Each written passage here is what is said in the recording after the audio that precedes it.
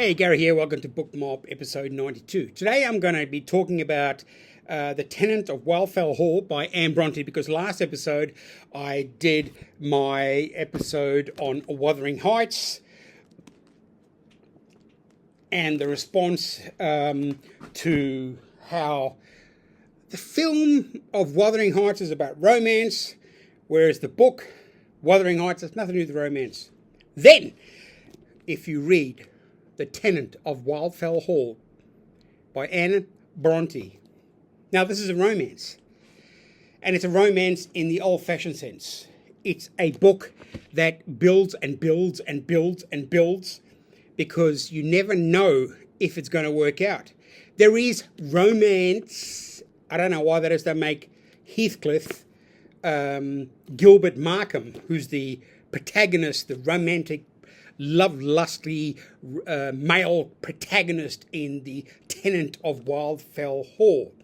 It's a book that is very big. It's a very religious book. They like the character who is God. I just read it and I can't remember her name. Come on, Helen Hungtingdon. She is devoted to her abusive, alcoholic maniac of a husband, who she marries because she has a bit of coin, and this bloke has been running around London, seeing prostitutes, drinking, smoking opium, who knows, with his mates, and young Helen is besotted with this Henry, who's a real prick. Now, so she gets married, and lo and behold, it isn't long before Helen discovers that her dearly beloved heartthrob of a husband is a total and utter prick. So we're talking about I think this book takes place between 1828, but then it goes forward due to the style of the narrative to, say, 1847, and then flashes back to 1821. But that's not really, you don't really lose it, because the novel Anne Brontë wrote, what is the word they use? Epistolary. It's half the novel is, well, no, there's three parts of the novel. Is letters, there's Helen's journal, and then there's kind of Henry's narrative that is told through someone else. So it's a complex. I mean, not complex that you can't understand it, but I'll tell you one thing. If you want to compare The Tenant of Wildfell Hall with I swear I'm losing my mind. It's because I'm talking about Wuthering Heights. It's because I've got an issue with my washing machine and my printer at the same time.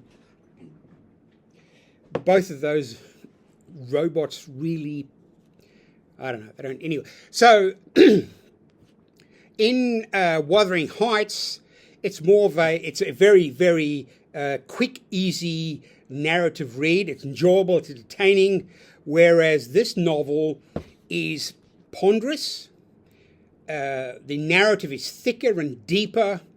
It's very frustrating to read because both lovers, or both proposed lovers, have their own perspectives, while you, the reader, know it all. You know that these two should be together.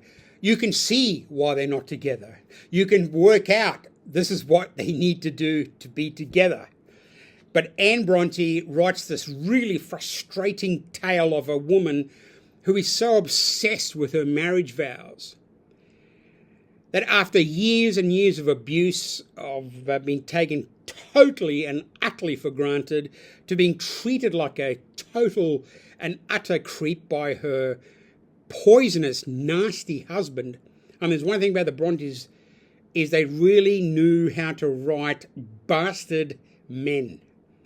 And I wonder, because when you look and you do a bit of reading and you read up about the Brontes, they lived in the vicarage with their father and their brother Branwell, who it appears was a bit of a man about town, loved to suck piss, liked to see prostitutes, and again, the power of the male establishment, the patriarchy in that day, obviously had a lot more power than it does today.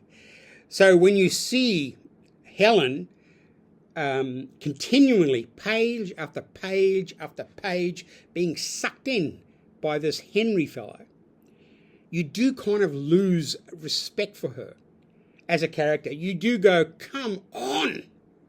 But then you've got to think about, well, where was it written? When was it written? What was Anne Brontë trying to say? She was basically talking about alcoholism, domestic violence, gender relations, displacement, marriage, motherhood. And at the bottom of it, her skill as an artist is totally and utterly suffocated by her prick of a husband, Henry. It becomes so much so that finally, and I guess in the early 19th century, where there's characters, I mean, this book is written in the 1860s or something, Helen finally decides to escape with her young son, her 5-year-old son, because she wants to protect her son from her husband's, his dad's vices, drinking, whoring, being a real piece of shit in the house. So she escapes and becomes the tenant of Wildfell Hall. Now, the book is told in letters between the Gilbert Markham, who's the, this loveless loveless sort of bloke who just falls head over heels in love with this mysterious woman, Helen, who's living at Wildfell Hall. Obviously, Helen cannot communicate to him her circumstances, so he's befuddled because he believes that she's a widow and can't understand why she doesn't fall for his rural charm.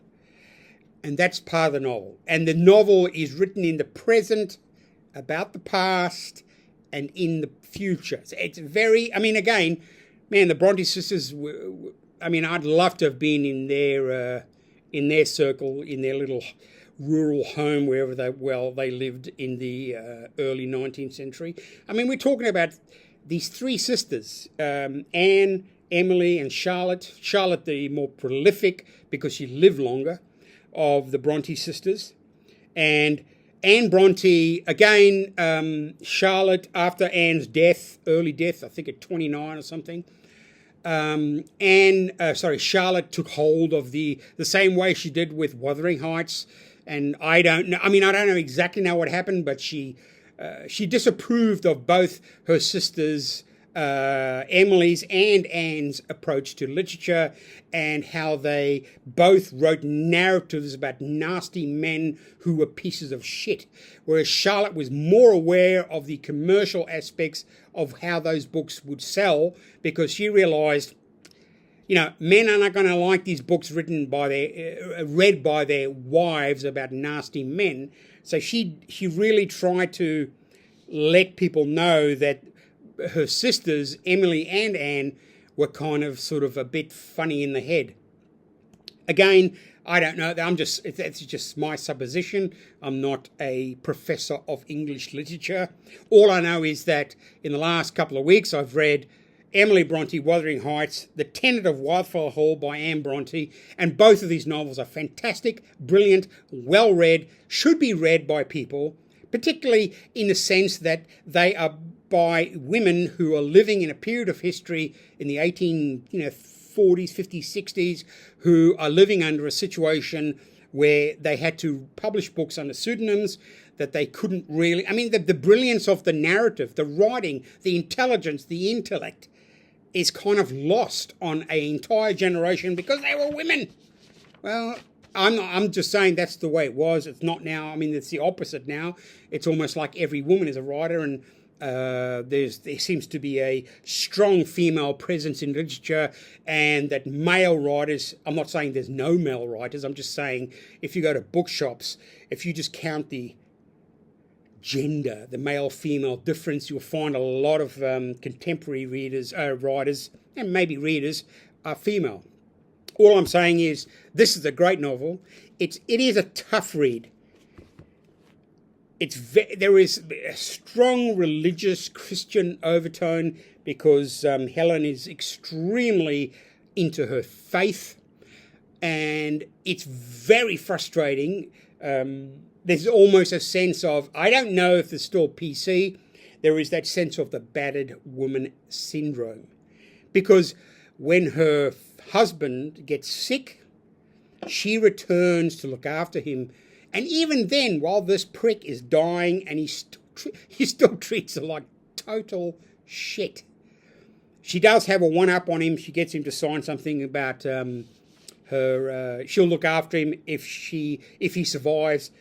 She can leave and take their child and he has to sign because the guy's he's at the end of his rope. But it's the language he uses, the power over her, and this frustrates the hell out of Gilbert, who is completely bamboozled because he knows this woman likes him. He can tell this woman likes him, but he can't understand why she doesn't, because he doesn't know who the tenant really is. He doesn't know the surrounding characters around Helen's life. He thinks some people are also lovers who are not lovers and So it's it's a really good story. But when I compare the two, I have to admit that Wuthering Heights is more entertaining, it's quicker, it's easier read, whereas The Tenant of Wildfell Hall is dense, filled with great language, really a real challenging but ultimately an entertaining read. So, The Tenant of Wildfell Hall by Anne Brontë. If you want a romance, this is the romance. This is not the romance. Here you've got the prick of the man. Here you've got a prick of a man, but you also have a lovely man who loves the main character. And I'm not going to give it away. You have to read the book to find out. It's a good read. It's well worth the effort. And I must say, I read this once when I was very young. Totally forgot it. While I was reading it, I was going, yeah, there's something in it. But I was very happy to have read it again. So that's The Tenant of Wildfell Hall by Anne Brontë. Awesome read. Great story. Heathcliff is not a lover. Gilbert is a romantic figure. He is a lover. He is a man who is after romance. I don't know why they don't make a film of this bloke. I think maybe it's the name, Heathcliff. All right, what have I just done? I've just finished Matt Dinniman's Operation Bounce House. It's like reading. It's like reading someone watching Fortnite. Interesting, entertaining, clever, but also kind of exasperating. You really have to stick by it. I mean, it's pretty good. I'll do a review of this later. And what's next? I'm going to read Agatha Christie, 7 Dials. I'm not a huge reader of Agatha Christie, but whenever Netflix or someone makes a series, makes a movie of one of her books, I tend to pick it up because I go, there must be something in that. So I'll be reading that in the weekend. And hopefully you guys will see the end of this episode. Thanks for tuning in. And remember, The Tenant of Wildfell Hall by Anne Brontë. Great book, lovely book, tough to read, but it's a romance.